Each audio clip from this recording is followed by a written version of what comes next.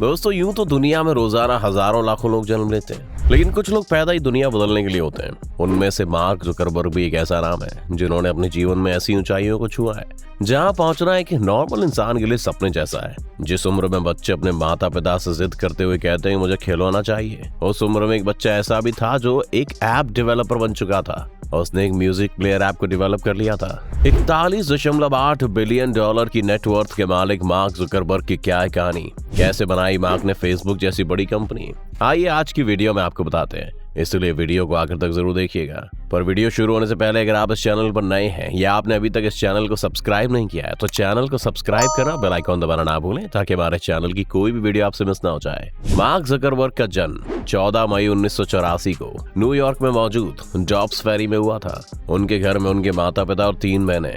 Mark के पिता का नाम एडवर्ड जुकरबर्ग है और वो एक डेंटिस्ट है। उनकी माँ का नाम कैरन जुकरबर्ग है और वो एक साइकियाट्रिस्ट है।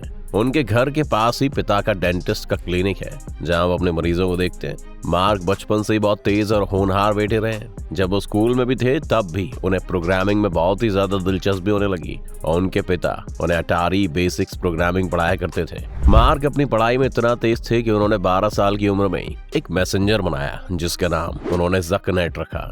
इस सॉफ्टवेयर के जरिए सभी कंप्यूटर्स को एक साथ जोड़कर घर के सभी लोग मैसेजेस को घर के अंदर और पिता के डेंटल क्लिनिक में ट्रांसफर कर बातें करते थे।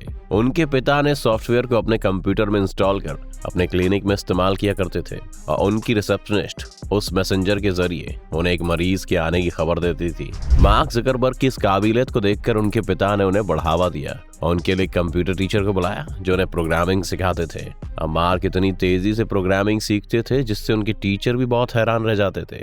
इतनी छोटी सी उम्र में जहाँ बच्चे पढ़ाई पर ज्यादा ध्यान नहीं देते, खेल कूद में मन लगाते हैं, उसी उम्र में मार्क सिर्फ मस्ती करने के लिए अपने दोस्तों के लिए वीडियो गेम्स बनाया करते थे। मार्क अपने हाई स्कूल के समय बहुत ही टैलेंटेड और टॉपर स्टूडेंट में से एक थे और उन्हें साइंस और लिटरेचर सब्जेक्ट्स में बहुत अवार्ड मिले हैं। अपने हाई स्कूल के दौरान ही उन्होंने एक MP3 मीडिया प्लेयर बनाया जिसका नाम उन्होंने साइनैप्स रखा। ये एक ऐसा प्लेयर था जो प्लेलिस्ट अपने आप ही तैयार करता था जिसका इस्तेमाल करने वाला यूजर सुनना चाहता था। IT giant software company Microsoft और AOL इस मीडिया प्लेयर में दिलचस्पी दिखाने लगे और उसे खरीदने के लिए उन्होंने मार्क को बहुत से पैसे ऑफर किए, मगर उन्होंने इसे एक्सेप्ट करने से मना कर दिया। वो कहते हैं ना कि पूत के पांव पालने में दिख जाते हैं। ये कहावत मार्क जुकरबर्ग पर बार बार चरितार्थ हो रही थी। ये वही समय था जब मार्क हार्वर्ड यूनिवर्सिटी में पढ़ रहे थे। साल 2003 में गर्मियों की एक शाम थी जब जुकरबर्ग अपने हॉस्टल में थे, लेकिन उन्हें उस रात नींद नहीं आ रही थी। तो उन्होंने बैठे बैठे ही एक ऐसी साइट बनाने के बारे में सोचा जिसमें वो किन्हीं 2 लड़कियों की फोटो यूजर को दिखाकर पूछें कि इन दोनों में से हॉट कौन है, और उन्होंने इस पर काम करना भी शुरू कर दिया। और जब बाद लड़कियों की फोटो आई तो उन्होंने यूनिवर्सिटी के उस डेटाबेस को हैक करने का फैसला किया जहां स्टूडेंट्स की प्रोफाइल फोटो अपलोड होती हैं, और उसी डेटाबेस से फोटो उठाकर यूजर के सामने रखा जिसमें यूजर को बताना था कि दोनों में से कौन हॉट है। उन्होंने साइट का फेस मैश नाम रखा। उनका ये प्रोग्राम बेहद कम ही समय में हार्वर्ड यूनिवर्सिटी में काफी पॉपुलर हो गया और उस साइट पर विजिटर्स की संख्या बढ़ गई। इसके चलते एक समय वो भी आया जब उस साइट पर इतने ज्यादा लोग आ गए कि सर्वर ओवरलोड की वजह से क्रैश हो गया। इसके बाद जैसे ही यूनिवर्सिटी एडमिनिस्ट्रेशन को ये बात पता चली तो मार्क जुकरबर्ग को कंप्यूटर हैकिंग कमेटी के आगे पेश होना पड़ा। उस समय उनके इस काम के लिए उन्हें किसी ने भी उन्हें शाबाशी नहीं दी, बल्कि उनके खिलाफ डिसिप्लिनरी एक्शन लिया गया था ताकि कोई दूसरा स्टूडेंट इस तरह का काम ना करे। लेकिन इस घटना के बाद मार्क को समझ में आ गया था कि इस तरह की चीजें समाज में कितनी तेज गति से फैल सकती हैं। हालांकि आज जब हार्वर्ड एडमिनिस्ट्रेशन से इस इंसिडेंट के बारे में पूछा जाता है तो कोई भी कुछ भी बोलने से या इस इंसिडेंट पर कमेंट करने से इनकार कर देता है। अब फेस मैश के इंसिडेंट से कुछ समय पहले हार्वर्ड का एक स्टूडेंट दिव्या नरेंद्र मार्क के पास एक सोशल नेटवर्किंग साइट का आइडिया लेकर आए थे और उनके साथ 2 और पार्टनर भी थे। दिव्या ने मार्क से कहा कि इस साइट को वो अपनी यूनिवर्सिटी के स्टूडेंट्स के लिए बनाना चाहते हैं जिसका नाम हार्वर्ड कनेक्शन होगा, जिसका नाम बाद में कनेक्ट यू रखा गया।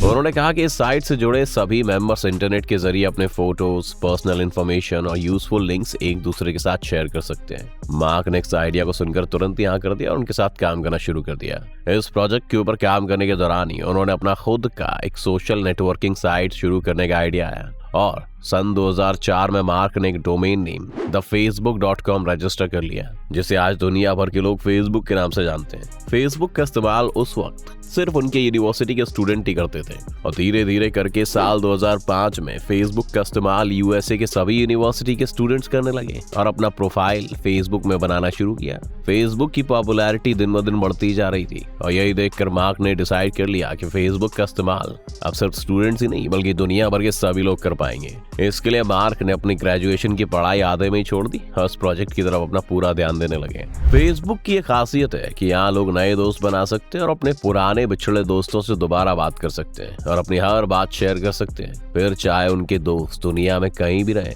वो एक दूसरे से आसानी से बात कर सकते हैं। इसी खासियत को देखकर लोग फेसबुक की तरफ खींचे चले आते हैं और यही कारण है कि फेसबुक की पॉपुलैरिटी इतनी बढ़ गई है कि आज इसके दुनिया भर में 2.85 बिलियन यूजर्स हैं। फेसबुक डेवलप हो जाने के बाद साल 2010 का ये वो दौर था जब पूरी दुनिया में मार्क ज़करबर्ग का नाम फैल चुका था। आज भी जब भी फेसबुक का ख्याल आता है तो लब पर मार्क ज़करबर्ग एक महान और दृढ़ निश्चय वाला शख्स के नाम जरूर आता है। ये पहले ऐसे दुनिया के यंग एंटरप्रेन्योर थे जो सिर्फ 19 साल की उम्र में करोड़पति बन चुके थे। धीरे धीरे इन्होंने अमेरिका के अलावा अलग अलग देश में फेसबुक की कंपनी को स्टैब्लिश किया, लेकिन उनका headquarter Menlo park California United state में रखा और खुद को फेसबुक बनाने का श्रेय लेते हुए उन्होंने इसका सीईओ पद को संभाला। उन्होंने अपने एक इंटरव्यू में कहा था कि फेसबुक की शुरुआत इसलिए की गई थी ताकि लोग दुनिया भर से जुड़ सकेंगे और अपनी जानकारी साझा कर सकेंगे। आज फेसबुक जो दुनिया का दूसरा सबसे बड़ा विजिट किया जाने वाला वेबसाइट है, पहला स्थान गूगल का है। Mark Zuckerberg wedding bye Facebook का बिजनेस दिन दुगनी रात चौगनी बढ़ता ही जा रहा था, तो वही मार्क ज़करबर्ग को एक ऐसे साथी की तलाश थी जो उनके साथ अपना जीवन बिता सके। वो दिन भी आया जब मार्क ने 19 मई 2012 को प्रिंसिला चैन के साथ शादी की। आज इनकी 2 प्यारी बेटियां हैं, ऑगस्ट और मैक्स हैं। मार्क ज़करबर्ग की वाइफ प्रिंसिला चैन अभी पीडियाट्रिशियन और फिलैंथ्रोपिस्ट के रूप में काम कर रही हैं और मार्क के साथ बिजनेस में भी मदद कर रही हैं। पर दोस्तों, फेसबुक के फाउंडर मार्क ज़करबर्ग के लिए बीता एक साल अच्छा नहीं रहा है। सितंबर 2021 से अब तक उनकी आधी प्रॉपर्टी स्वाहा हो गई है। ये अमाउंट अब 76.8 अरब डॉलर के बराबर है। इस वजह से ज़करबर्ग अमेरिका के सबसे अमीर लोगों की लिस्ट फोर्ब्स 400 में तीसरे पायदान से 11वें पायदान पर आ गए। आपको बता दें कि पहली बार वो इस लिस्ट में टॉप 10 से बाहर हुए हैं। वो लिस्ट में वॉलमार्ट के उत्तराधिकारी जिम वॉल्टन, माइकल ब्लूमबर्ग, माइक्रोसॉफ्ट के पूर्व सीईओ स्टीव बॉलमर और गूगल के फाउंडर सर्गेई ब्रिन और लैरी पेज से नीचे आ गए। ज़करबर्ग की नेटवर्थ में आई कमी की वजह मेटा के शेयर्स में आई गिरावट है। मेटा फेसबुक की पेरेंट कंपनी है। पिछले एक साल में कंपनी के शेयर 57% गिर चुके हैं। ज़करबर्ग पहली बार 2008 में बिलियनर बने थे। तब फेसबुक की शुरुआत हुए सिर्फ 4 साल हुए थे। तब 23 साल की उम्र में वो सेल्फ मेड बिलियनर बनने वाले सबसे युवा व्यक्ति थे। फोर्ब्स 400 की लिस्ट में वो 331वें पायदान पर थे। तो दोस्तों, आज की वीडियो में बस इतना ही। उम्मीद है आपको आज की इस वीडियो से काफी कुछ सीखने को मिला होगा। अगर आपको वीडियो पसंद आया तो वीडियो को लाइक करें और अगर आप इस चैनल पर नए हैं तो जाने से पहले चैनल को सब्सक्राइब करना भी ना भूलें।